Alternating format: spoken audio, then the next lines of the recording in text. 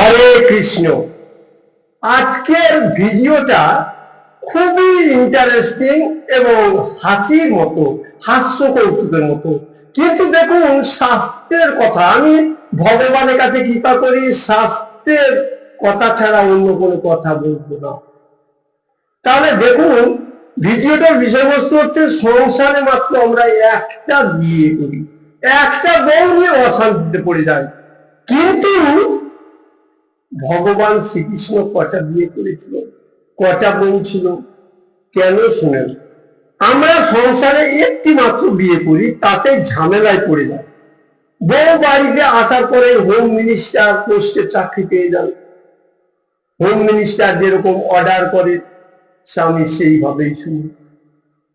মেয়েরা সাধারণত বাপের বাড়িতে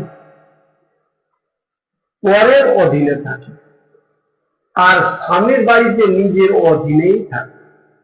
নিজের অধীনে, স্বামীর অধীনে নয়।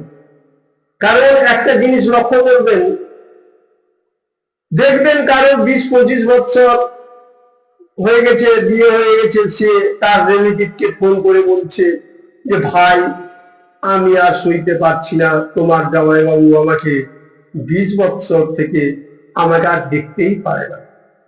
আবার কোন সময় জামাইবাবু ফোন করে বলে যে ভাই বলিও না, আমি খুব ব্যস্ত, আমি খুব চিন্তিত, তোমার দিদি আমাকে দেখতেই পাচ্ছে না। মানে কোনোভাবেই মানতে রাজি নয়। বউ স্বামীকে কোনোভাবেই মানতে রাজি নয়। আমি আমার বাড়ি আর আপনার বাড়ি বলে নয়, আপনি হিসাব করে দেখেন, কমপক্ষে আমার মনে হয় ক্যালকুলেশনটা হয়তো সঠিকভাবে ভুল হতে পারে, ঠিক হতে পারে, 90% ঘরেই এইরকম। বোনেরা অর্থাৎ মেয়েরা হয়ে যায় হোম মিনিস্টার। হ্যাঁ গো, এটা করো, এটা করো, এটা করো, ওকে বুঝানো মুশকিল। আর ওকে মানিয়ে যারা চলে সেই বাড়িতে শান্তি, আর ওকে মানাতে যারা পারে না সেই বাড়িতে অশান্তি। বউকে যদি বলা যায় যে আমি বাজার থেকে ফিরে আসছি বা ঘুরে আসছি, বন্ধু বান্ধবের পাল্লায় পড়ে গেছেন, বউ কিন্তু আপনাকে বিশ্বাস করবে না। বউ তখন বলবে যে দেখো, তুমি এক কাজ করো, এই যে 50 টাকা নিয়ে যাও, আলু নিয়ে আসো। আলু অথচ আপনার বাড়িতে আছে, কারণ বউ আপনাকে পরীক্ষা করছে যে আপনি সত্যি কি বাজার যাচ্ছেন না কোন জায়গায় আড্ডা মারতে যাচ্ছেন। আর ওদের কাজে যদি একটু বাধা দেন, তাহলে তো বুঝতেই পারলেন, একদম সোজা এই কথা, কি যে ঘটছে আপনারাই জানেন। তাহলে আমরা একটা বউকে সামলাতে পারছি না। এবার শাস্ত্রে চলে আসুন। আমাদের ভগবান স্বয়ং শ্রীকৃষ্ণ, তার বউ কটা গো জানেন? 16,108টা। 16,108টা। আমাদের একটা বাড়ি সেই রকম বাড়ি নেই। ওর প্রত্যেকটা বউয়ের বাড়িতে অট্টালিকা করে রেখে দিয়েছে। 16,108টা বউকে সামলাচ্ছে স্বয়ং শ্রীকৃষ্ণ। তবু আপনারা দেখেন তো, আপনারা যতদূর ঘুরেছেন ফিরেছেন, শ্রীকৃষ্ণের, আমাদের ভগবানের ফটো কোন সময় এরকম করে হাত দিয়ে গালে হাত দিয়ে চিন্তা করতে দেখেছেন?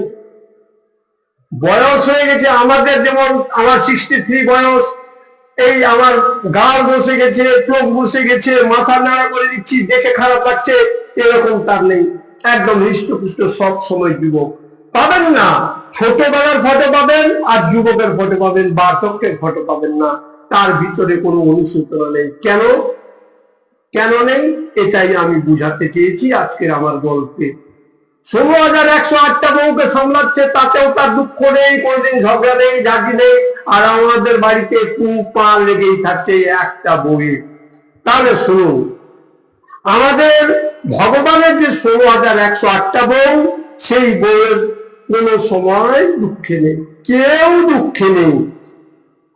কারণটা শুনুন, ভগবানের মুখনিষিদ্ধ বাণী শ্রীমদ্ ভাগবত গীতা মাহাত্ম্যে বলেছেন, কি বলেছেন? গীতাশ্রয়ে অহং তিষ্ঠামি, গীতা মে পরমং গৃহম, গীতা জ্ঞানম সমাসিত ত্রিলোক্য পালয়ম অহম। আবার পড়ছি একটু শ্লোকটা।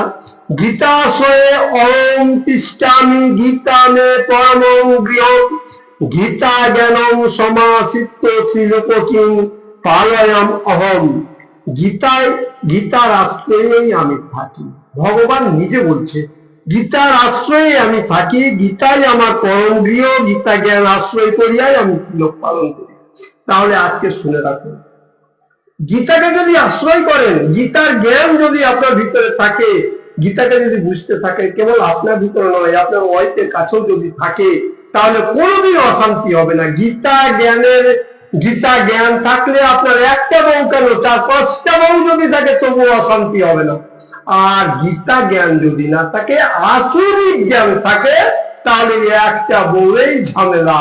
কোন সময় আমরা অমুক করবো ধুমুক করবো কিছুই করতে পারবো না। আশা করি বুঝাতে পারলাম। গীতার এই ব্যাখ্যাটা যদি বুঝাতে পারি তাহলে খুব আনন্দ পাবো। আমাকে একবার আপনাদের কাছে দয়া ভিক্ষা করছি, আপনারা একবার বলুন কলিযুগের মহামন্ত্র হরে কৃষ্ণ কৃষ্ণ কৃষ্ণ হরে হরে, হরে রাম রাম রাম হরে হরে। অধম জ্ঞানে যতটুকু ভগবান বলেন ততটুকু বললাম। যদি আমার ভিডিওটা ভালো লাগে লাইক কমেন্ট শেয়ার করবেন, আর সাবস্ক্রাইব করে সাথে থাকবেন।